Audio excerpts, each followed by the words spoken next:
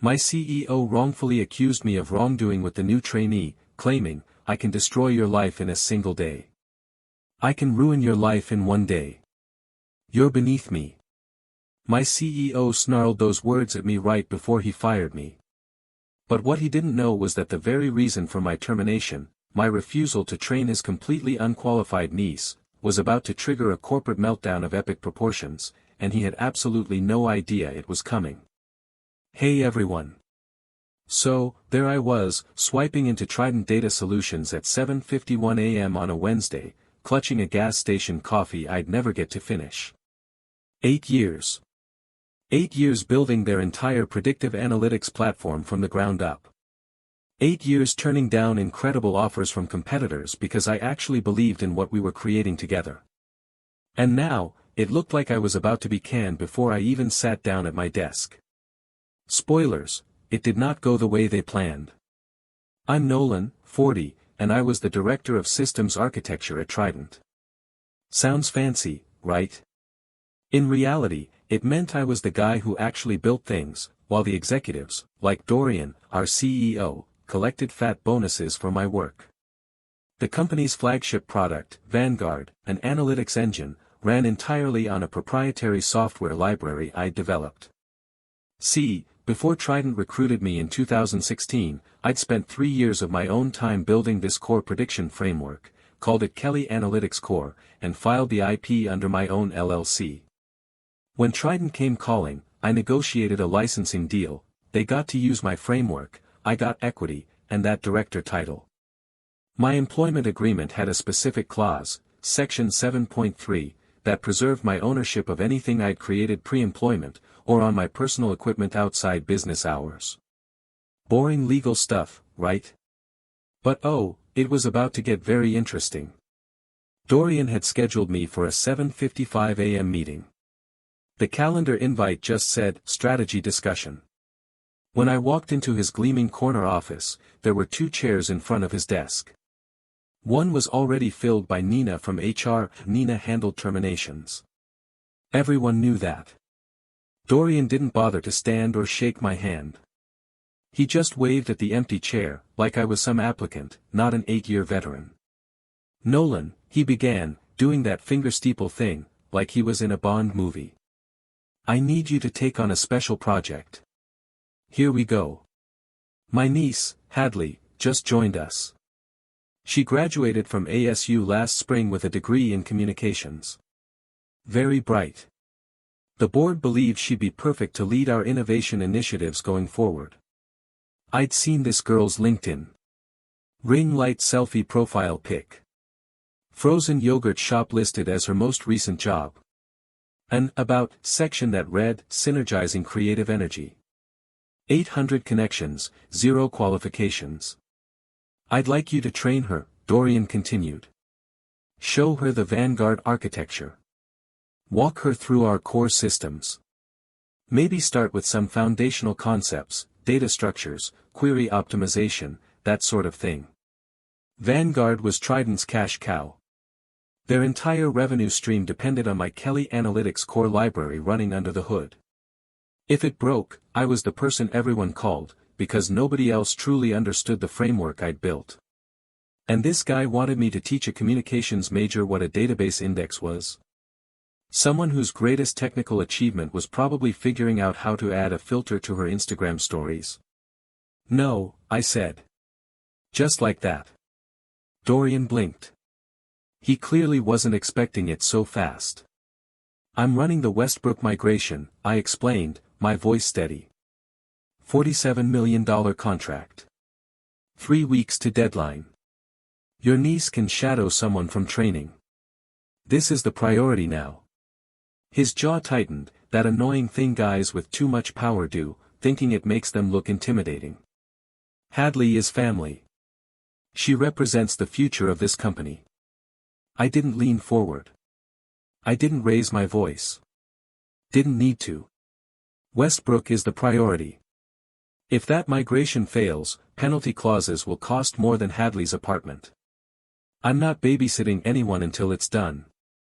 His face went red. The exact shade of a guy who's never heard the word "no" from an employee. Are you refusing a direct request from your CEO? I'm telling you what's realistic. Vanguard is too complex to be a training exercise for someone who doesn't know what a server is. But hey, feel free to explain that to Westbrook when their deadline slips. He glanced at Nina. She stared at her folder. Then he said the words that changed everything. Nolan, your insubordination and failure to align with company priorities has made your position untenable. You're terminated. Effective immediately. Nina will escort you to collect your personal belongings. You have 20 minutes. 8:03 a.m. I remember the clock on his wall exactly. I stood up, buttoned my jacket, almost, smiled. All right then. I gave him nothing but a flat stare that screamed, I know something you don't, because I did. And Nolan, he called out as I reached the door. The employment agreement you signed includes comprehensive IP assignment and non-compete clauses. Our legal team will be in touch if you violate either one. I can ruin your life in one day. You're beneath me. Don't forget that. I turned back, just enough for eye contact. Yeah, Dorian. I remember exactly what I signed. Do you? His smug expression flickered. He had no idea what that meant, but he would. My Kelly Analytics Core library, the engine that powered everything Vanguard did, had built-in license verification. Standard stuff for proprietary software. It checked in with my licensing server every 72 hours. If the license was valid, everything ran fine. If not, the system entered read-only mode. Safe. Non-destructive. Fully automatic. No kill switch, no sabotage. Just compliance behavior I'd baked in years before I ever met Dorian. And the license? It was tied to my continued employment at Trident, per the agreement they'd signed but apparently never read carefully. The clock was already ticking. He just didn't know it yet. Nina walked me to my office in silence. She'd been with Trident for 19 years and had that permanent exhaustion in her eyes that comes from watching too many good people get screwed by corporate politics. She didn't offer much in the way of advice or sympathy. Just blinked twice, like she wanted to say something, then whispered, request your personnel file today. In writing. Make sure you have your own copy of Section 7.3. Smart woman. Scared, but smart.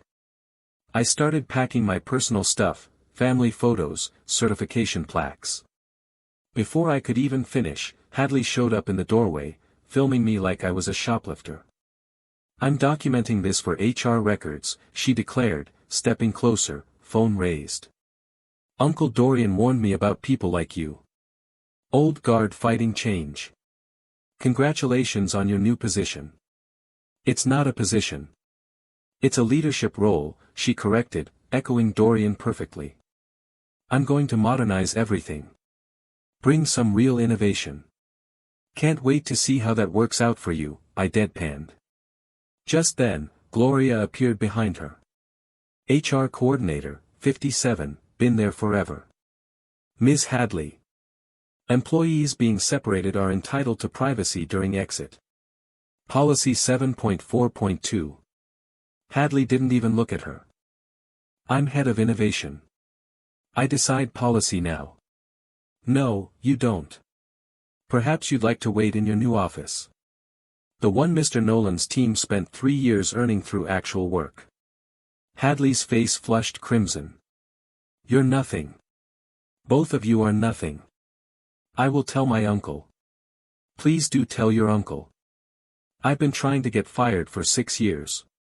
The severance at my level is excellent. Hadley huffed off. Gloria watched her go, then turned to me, her voice low. Your employment agreement from 2016 is filed differently than the standard template. Section 7.3. You should have your lawyer review it carefully. She paused. I can't say more than that. Then she walked away. I finished packing and headed for the elevator. The lobby was nearly empty at 8:40 a.m. A security guard, who'd worked the building for 12 years and kept meticulous logs of everyone, was by the door. "Sorry to see you go, Mr. Nolan," he said. "Thanks," I replied. He nodded. "Logs are detailed as always. Standard procedure, that's all. Professional. Procedural. Exactly what I needed." I walked out into the Phoenix morning heat. My phone was already buzzing. A text from my brother, Rowan. Heard through the grapevine. Someone at Trident called someone at my firm asking about employment law. Meet me at the office. Bring your copies of everything. I drove straight to his law firm. By 9:30 a.m., we were in his conference room, papers spread across the table, his paralegal already pulling relevant case law. "Okay," Rowan said, flipping through a document. "Walk me through the timeline again." I laid it out clean. Quick recap. I own the Core Framework, LLC, 2014. Trident only licensed it, 2016. Section 7.3 backs that up. The code checks the license every 72 hours. Next check is Friday at 6 a.m. Once I was terminated, the license doesn't qualify, so it'll lock into read-only automatically. Rowan went quiet. Then he started to laugh. The kind of laugh lawyers do when they realize they're holding a royal flush. "They fired you without checking who owns the Core Framework to make room for a communications major?" He shook his head. "We need to document everything. Get ahead of this." Already done. Original development logs from 2013 to 2015, all timestamped. LLC formation docs from 2014. Licensing agreement from 2016 with their signatures. Boring paranoia that happens to hold up in court. Good man. He looked at me seriously. "And you haven't touched anything since termination? No logging in? No revoking keys manually? Nothing? Your exact advice, actually. Don't take any active step. Let the system do what it was designed to do." Perfect. This is going to get ugly. Dorian doesn't seem like the type to go down quietly. He had no idea how right he was. The rest of that day and Thursday after my termination were almost peaceful. I updated my resume, fielded calls from recruiters who'd somehow already heard the news. Had dinner with Megan, who was supportive but worried about our finances. I even slept better than I had in months, which probably should have worried me. Then Friday morning happened. At 6:17 a.m., my phone started blowing up. Texts from former colleagues forwarding screenshots of system error messages. Missed calls from numbers I didn't recognize. Someone from my old team sent me a photo of their monitor, license verification failed. System entering compliance mode. Contact system administrator for resolution. Rowan called at 6:23 a.m., Trident's counsel just called our firm looking for you. They want to talk urgently. My inbox filled with forwarded emails. Westbrook Financial's IT director demanding answers. 2 other clients issuing formal cure notices, giving Trident 48 hours to restore service or face breach claims. LinkedIn recruiters who'd ignored me for years suddenly wanted to connect. The read-only mode meant a complete operational lockdown. Every client, every user, every transaction frozen behind that single error message. For about 3 hours, I felt utterly vindicated. Then the second shoe dropped. At 9:45 a.m., 2 Phoenix PD detectives showed up at my door. They didn't smile when they asked if I had time to answer some questions. "Mr. Nolan, we've received a complaint from Trident Data Solutions, specifically from an employee named Hadley. She's alleging that you made inappropriate comments to her on Wednesday morning, that you cornered her in your office and made unwanted advances." Everything stopped. My heart went cold. "That's completely false," I said, my voice flat. "She came to my office uninvited. She was recording me on her phone. Gloria from HR was right there in the doorway. I never touched her. I never said anything inappropriate. This is retaliation for the licensing situation. She's provided a written statement. She claims you told her she looked good in that dress. That you suggested she could advance faster if she was friendly with the right people. That you blocked the doorway when she tried to leave. None of it happened. None of it. Hadley had been in my office for maybe 90 seconds, during which she threatened me while recording. Gloria witnessed the entire thing. The recording from Hadley's own phone would show exactly what happened. I took a breath. Detectives, I want to cooperate fully, but I want my attorney present. My brother's a lawyer. I'll have him contact you within the hour. And you should know, the timing here isn't coincidental. I just crippled their entire operation, legally. This is their response. They exchanged looks.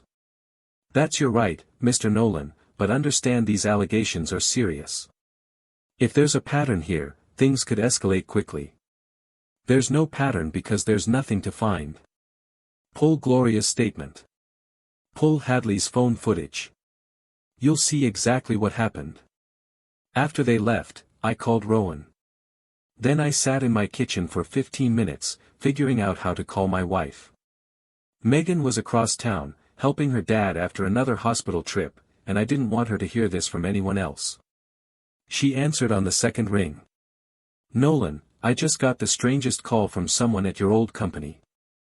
They said there are allegations against you, sexual harassment. They said a young woman filed a complaint. What's going on? I explained everything.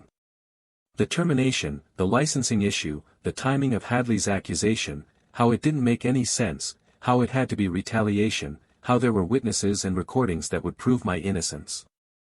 Silence on the line. Megan, I need some time to think, she finally said. Nolan, this is a lot to process. You're telling me you got fired, there's some kind of licensing dispute, and now there's a harassment complaint all in the same week. You know I'm not feeling well. You believe me, right? You know I would never do something like that. Megan, we've been together for 7 years. You know who I am. More silence. When she spoke again, her voice was different. Distant. Like she was already somewhere else. I don't know what I believe right now. I'm going to stay at my sister's for a few days. I think we both need space to figure this out. She hung up. I stared at my phone. 7 years together. 7 years of building a life. And she needed space to figure out if I was capable of assault. Got it. Message received loud and clear. Within a week, the fallout was everywhere. Friends stopped returning calls. Neighbors avoided eye contact at the mailbox. Megan's sister posted something vague on Facebook about believing women, 47 likes. An anonymous note appeared in my mailbox, we know what you did. A recruiter who'd been hot on me went cold overnight. Another company fingerprinted me like I was applying for parole. Trident floated, performance issues, to a client contact, no email, just a phone call. That's how cowards operate. And Hadley? She was thriving. Someone forwarded me her Instagram, day in my life as head of innovation, video. While half the engineering team scrambled to explain the system outage, there she was, ring light footage of her leading meetings while Westbrook Financial threatened to sue. Comments calling her, inspiring, and, boss babe energy. Then there was Tate. 3 years on my team, always angling for my job.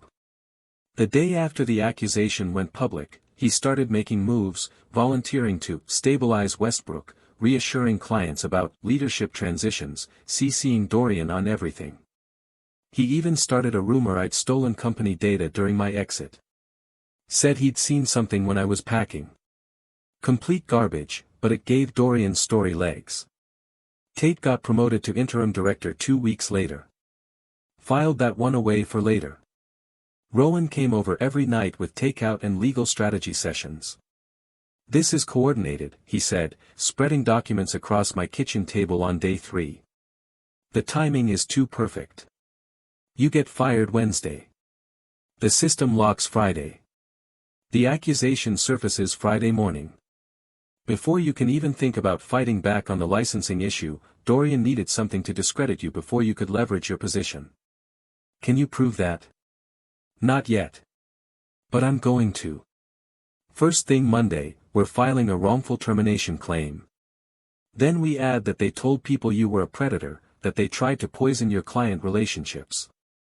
We're going to subpoena every email, every text, every calendar entry related to your termination and Hadley's accusation.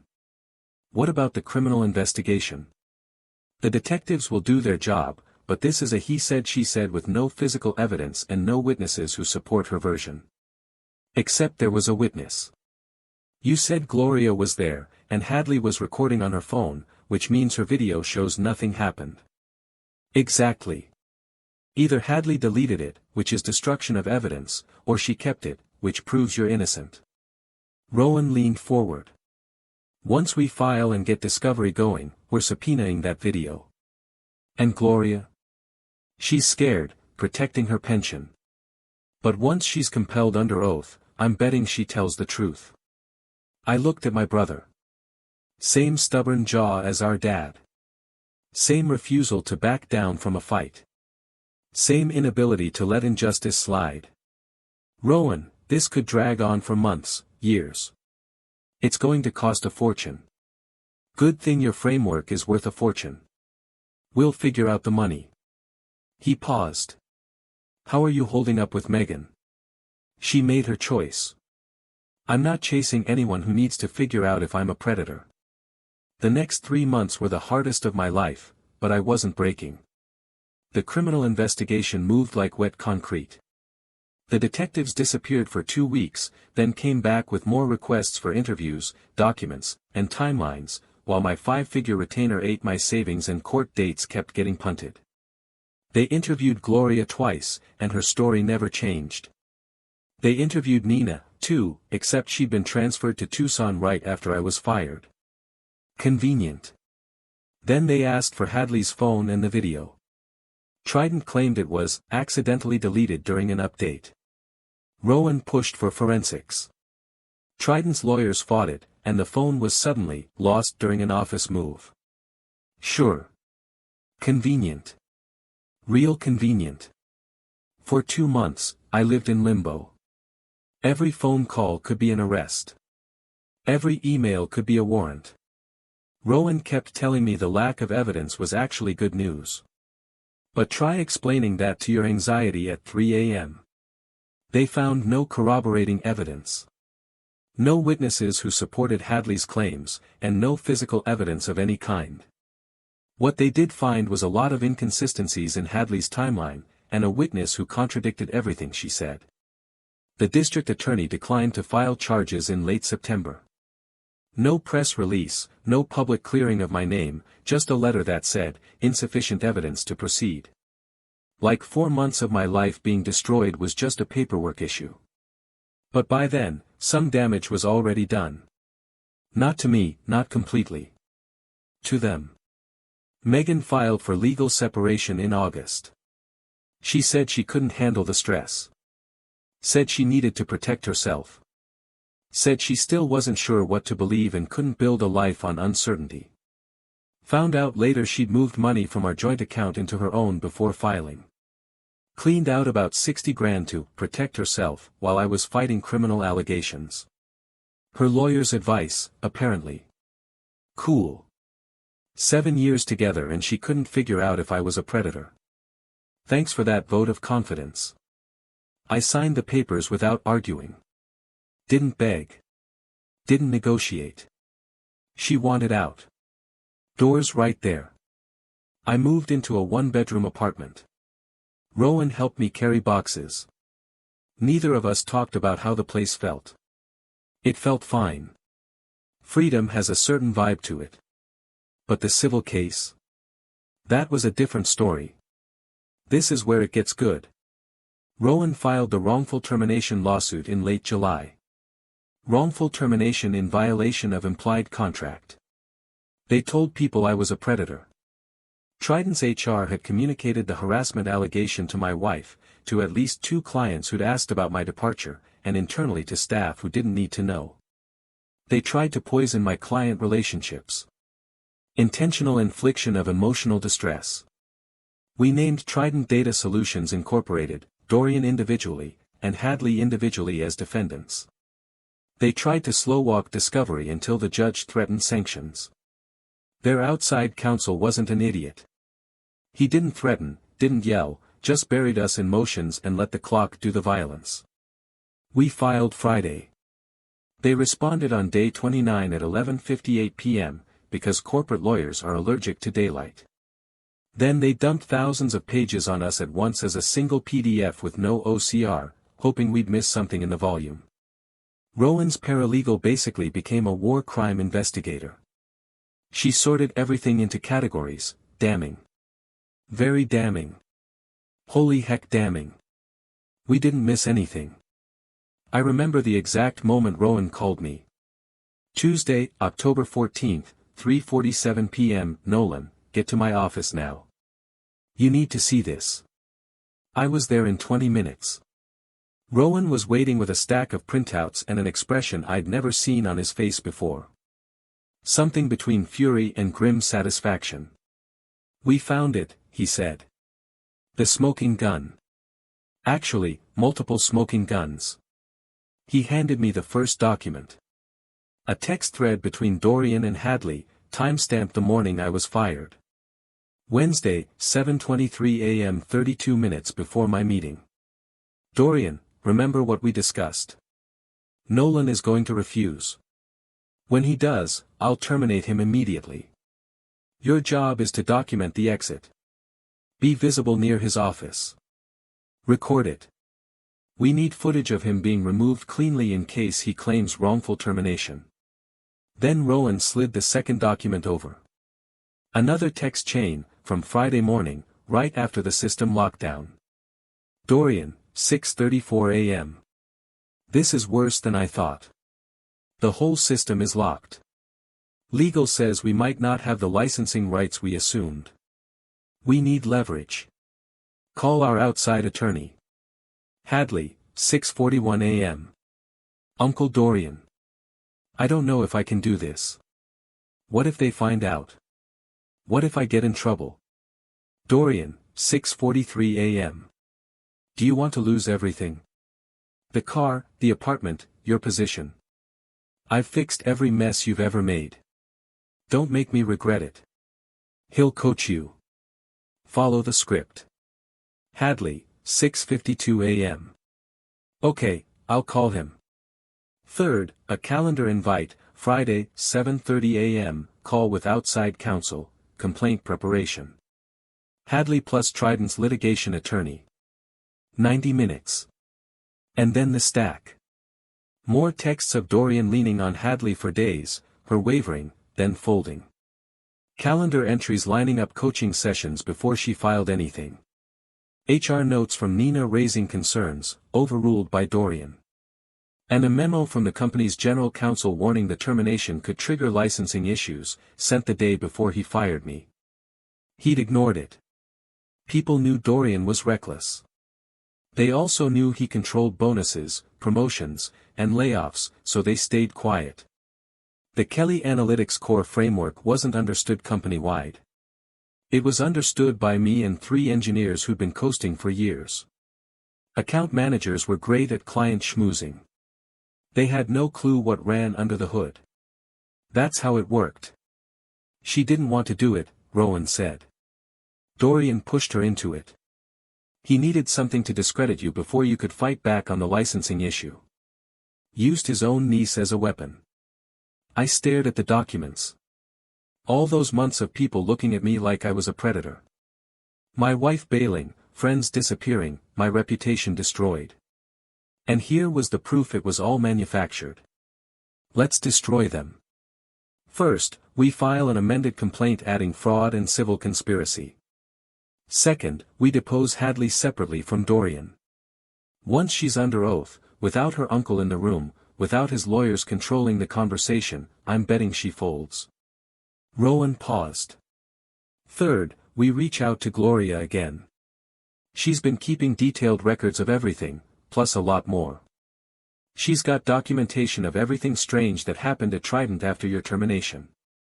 Like what? Like Dorian's attempts to hire outside contractors to work around the licensing lockout. Like expense reports for security consultants who were supposed to reverse engineer your framework. He tried to crack my software. He tried to crack your software, the one he doesn't legally have rights to modify, which means we can add breach of license and potentially computer fraud allegations to the list. We sent the wire transfer records to the feds. They asked for more documentation. Their interest changed the temperature of everything. I sat back in my chair. For months of turmoil, for months of watching my life get attacked from every angle. And now I had proof that it was all manufactured.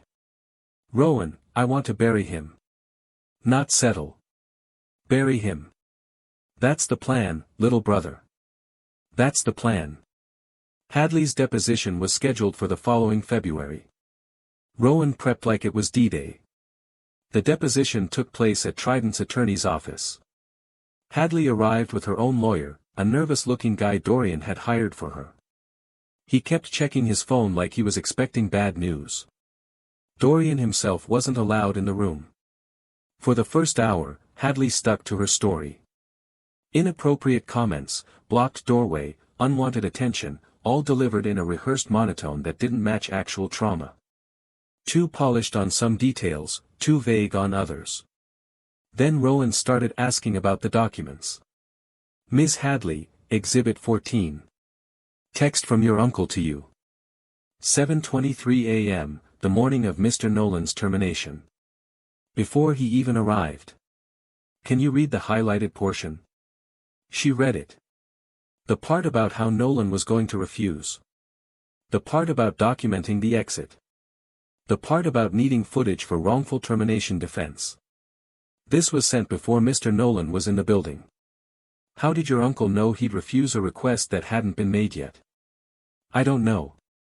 Her voice was smaller now. Exhibit 17. Text messages. Friday morning. Were you right? I don't know if I can do this. What if they find out? What were you afraid they might find out? Her lawyer objected a bunch. Rowan walked right through it. I need to take a break, Hadley said. During the break, her attorney pulled her aside. I found out later what he said, perjury is a felony. If you continue testifying to things contradicted by documentary evidence, you will go to prison. Your uncle cannot protect you from that. When Hadley came back, she looked different. Smaller. The confidence from my office was gone. Ms. Hadley, under oath, did Nolan make inappropriate comments to you on the morning of his termination? Long pause.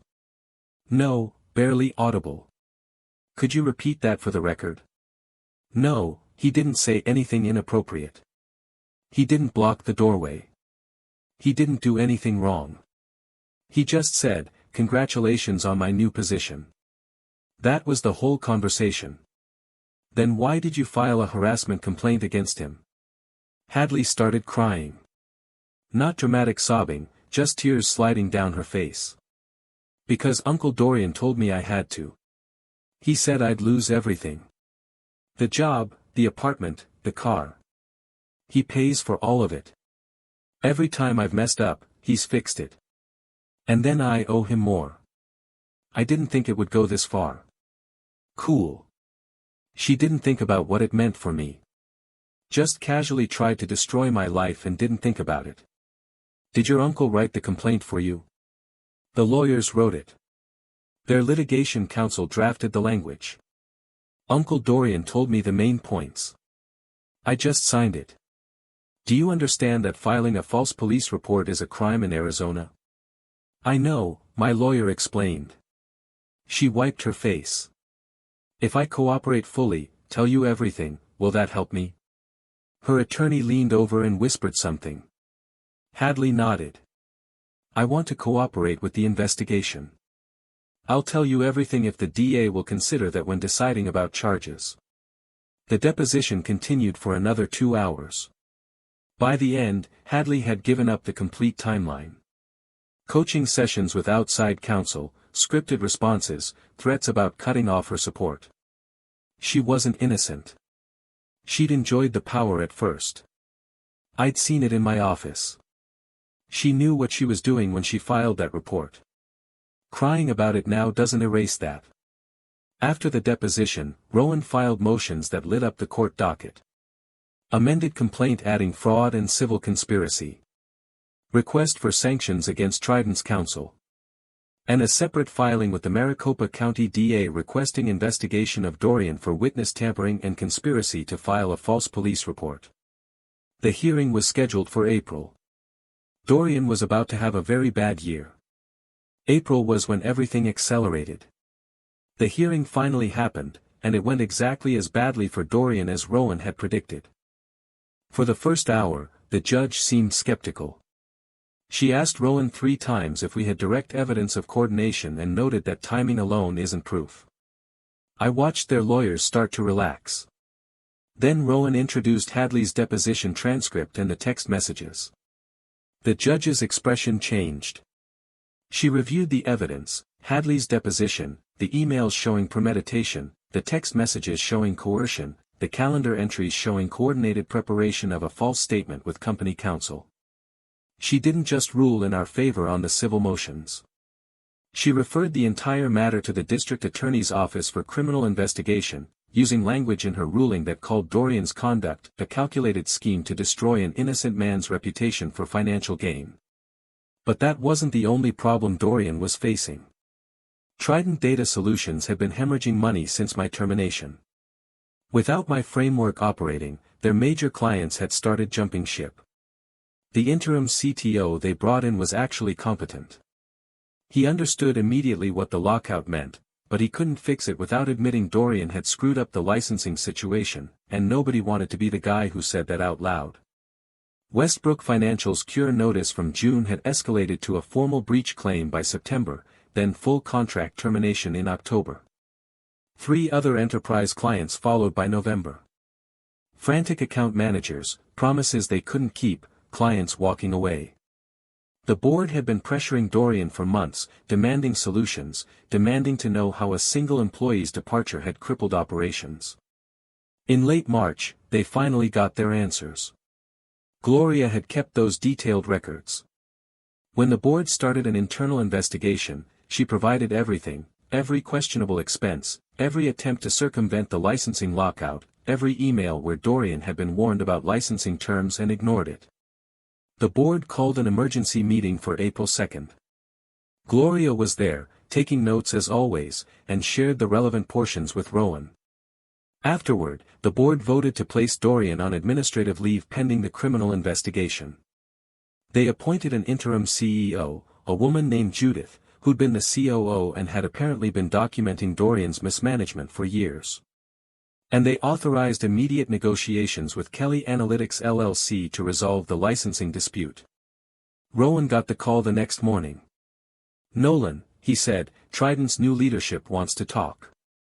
They're offering to settle the entire civil case and negotiate a new licensing agreement. They want this resolved before the next board meeting." "What are they offering?" $2.3 million settlement, $175,000 monthly licensing fee, written apology. I thought about it. What if we do something different? I'm listening. The company itself, Trident, as an entity, they're hemorrhaging. Judith isn't my enemy. The board isn't my enemy. Dorian is. And Hadley is. What if we separate them? Rowan leaned back. Go on. License deal with the company. Business transaction. They need my framework to survive. I need income. But the personal claims, the defamation, the conspiracy, the damage to my reputation, those stay on the table against Dorian personally. Against Hadley personally. The company cooperates with our lawsuits against Dorian and Hadley as part of the licensing deal. You want the company to turn on their own CEO. He's on administrative leave. He's facing criminal charges. He's a liability. Judith knows it. The board knows it. Why would they protect him when they could save themselves? Rowan was quiet for a long moment. Then he smiled. You clever genius. You want to get paid, clear your name, and still drag Dorian through the courts. And Hadley? She filed a false report. She doesn't get to walk away clean just because she cried during her deposition. I'll make some calls. The negotiation took 3 weeks. Judith was sharp. She understood exactly what we were offering and what we wanted. The company would survive. Dorian would not. Here's what we landed on. First, the licensing deal. Kelly Analytics LLC licensed my framework back to Trident for $200,000 a month, a 5-year term, auto-renew unless either side gives 12 months notice. Completely separate from any personal claims, just a business contract. They needed my software. I needed income. Done. Second, the reputational correction package. Trident issued a formal public statement saying the harassment allegations were unfounded and retracted by the complainant. They sent correction letters to every client, partner, and contact who'd been told about it, scrubbed any reference to the accusations from my personnel file and internal records, and agreed to cooperate fully with any legal proceedings against Dorian or Hadley individually. Third, the part Dorian didn't see coming. I kept all personal claims against Dorian and Hadley: defamation, intentional infliction of emotional distress, civil conspiracy, tortious interference with business relationships. The company couldn't shield them anymore. As part of their governance cleanup, Trident agreed not to indemnify Dorian for personal misconduct, so he was exposed. We signed the licensing agreement in May. The money started flowing, the public statement went out, and clients started getting correction letters. And then, I sued Dorian and Hadley personally for everything they'd done to me. The personal lawsuit against Dorian was filed in June. Defamation per se, civil conspiracy, intentional infliction of emotional distress, tortious interference with my professional relationships, fraud. We named Hadley as a co-defendant on most counts. Dorian's criminal attorney had to coordinate with his civil attorney, which meant twice the legal fees and half the coherent strategy. The criminal case was proceeding separately. The DA had picked it up based on the judge's referral and Hadley's cooperation. But criminal proceedings don't stop civil lawsuits. And I wasn't waiting. Hadley's cooperation with prosecutors got her a deal. Reduced charges, probation, no jail time in exchange for full testimony against Dorian. But cooperation with the criminal case didn't protect her from my civil claim. She'd still defamed me. She'd still conspired. She'd still caused damage. Her tears and regret were her problem, not mine. The civil case against Dorian went to trial the following spring. Judith provided company documents. Gloria provided logs. Hadley, subpoenaed as a witness, testified about the entire scheme, the internal emails, the coaching calls, the pressure from her uncle. Dorian's lawyer tried to paint it as a family dispute gone wrong. Tried to minimize the damage. Tried to argue I'd been made whole by the licensing deal. Rowan destroyed that argument. My client's reputation was dragged through the mud for nearly a year. His marriage ended. His professional relationships were poisoned. His name was associated with predatory behavior in an industry where reputation is everything. The licensing agreement compensates Kelly Analytics LLC for business losses. It does nothing to address the personal devastation Mr. Dorian deliberately inflicted on Nolan as a human being. The jury deliberated for 6 hours. Verdict: guilty on all civil counts against Dorian. $1.8 million in compensatory damages. $750,000 in punitive damages. The punitive number could have been higher, but Dorian's assets had been bleeding from legal fees in the criminal case. Can't squeeze blood from a stone that's already been crushed. Hadley settled before her portion went to trial. $175,000. Everything she had, basically. She didn't fight it. Just signed the papers and disappeared. The criminal trial against Dorian happened 3 months later. The evidence was overwhelming. Witness tampering. Conspiracy to file a false police report. Computer fraud for the reverse engineering attempt. Guilty on 5 of 7 counts.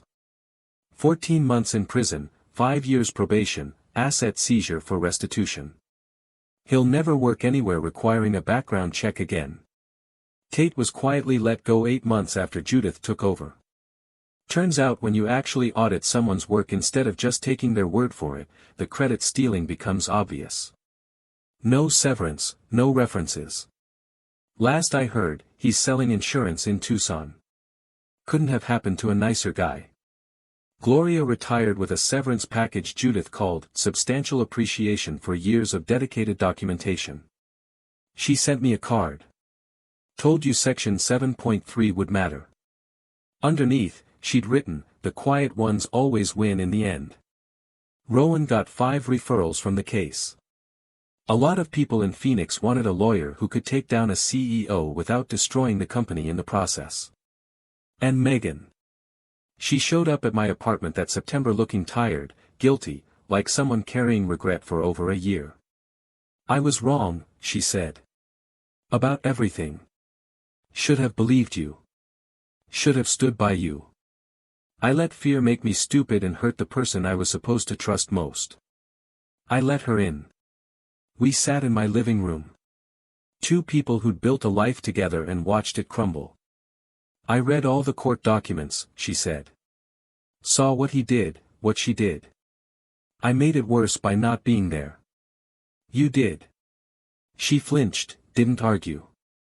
I'm not asking forgiveness right now, she said, but, is there any chance we could try again? I looked at her for a long moment. 7 years of memories. 7 years of what I thought was a partnership. And when it mattered most, she bailed. Needed space to figure out if I was a monster. Moved 60 grand out of our account while I was fighting for my freedom. Honestly, I don't know if I can get past it. I understand. No, I don't think you do. Everyone else who abandoned me. They were coworkers, neighbors, casual friends. I can write them off. But you were my wife. You were supposed to know me better than anyone. And you looked at a manufactured accusation and thought, what? That it might be true. That I might be capable of that. She didn't answer.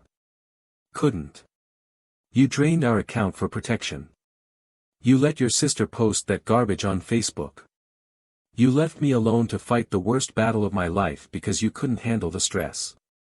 I shook my head. I'm not sure what there is to try again with. I made a mistake. Yeah, you did. She left without saying anything else. Good. Here's the thing, Reddit. I've been thinking about this for weeks now. She keeps texting, keeps trying, says she'll prove she's worth trusting. Part of me remembers what we had. Part of me knows people panic under pressure and make bad calls. But the other part of me remembers sitting alone in that 1-bedroom apartment, waiting to find out if I was going to be arrested for something I didn't do, while my wife was not there for me. That part of me says, once someone shows you they'll run when things get hard, you should believe them. So, I'm asking you all, am I being too stubborn? Should I give her another shot? Or is this one of those situations where the right move is to stay gone? Because right now, I'm leaning toward door number 2. But I've been wrong before. What would you have done in my shoes? Let me know in the comments below.